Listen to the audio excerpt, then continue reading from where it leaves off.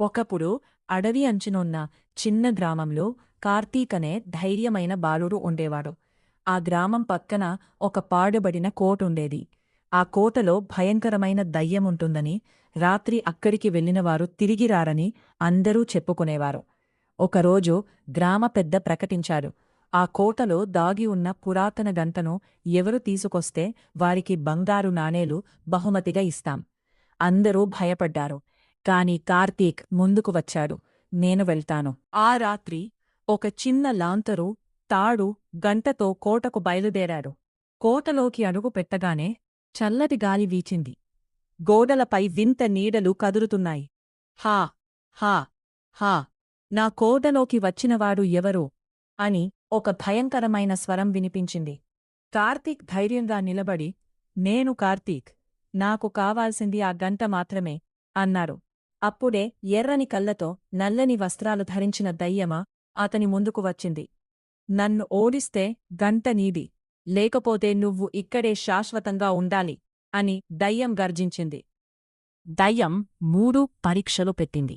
మొదటి పరీక్ష: భయపడకుండా ఈ చీకటి గదిలో 5 నిమిషాలు ఉండు. కార్తీక్ తన తల్లిదండ్రులు నేర్పిన ధైర్యాన్ని గుర్తు చేసుకుని ప్రశాంతంగా నిలబడ్డాడు. పరీక్షలో గెలిచాడు. రెండో పరీక్ష: దయ్యం బంగారం, వజ్రాలు చూపించి, ఇవి తీసుకుని గ్రామాన్ని మర్చిపో అంది. కార్తీక్ నవ్వుతూ, నా గ్రామం ప్రేమ ముందు ఇవన్నీ విలువలేనివి అన్నాడు. దయ్యం ఆశ్చర్యపోయింది.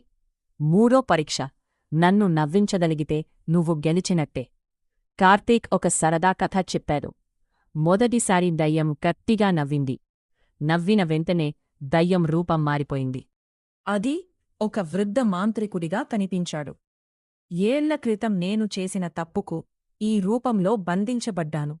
నిజమైన ధైర్యం, నిజాయితీ ఉన్నవాడే నన్ను విముక్తి చేయగలడని శాపముంది. నువ్వు నన్ను విముక్తి చేశావు అన్నాడు.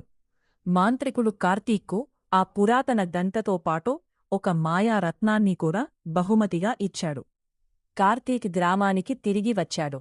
గ్రామస్థులు ఆనందంతో అతన్ని సత్కరించారు. ఆ పాడుబడిన కోట ఇకపై భయానక స్థలం కాదు. అది ధైర్యానికి గుర్తుగా మారింది. నీతి, భయం కంటే ధైర్యం గొప్పది. నిజాయితీ, మంచి మనసు ఉంటే ఎంత పెద్ద కష్టాన్నైనా జయించవచ్చు.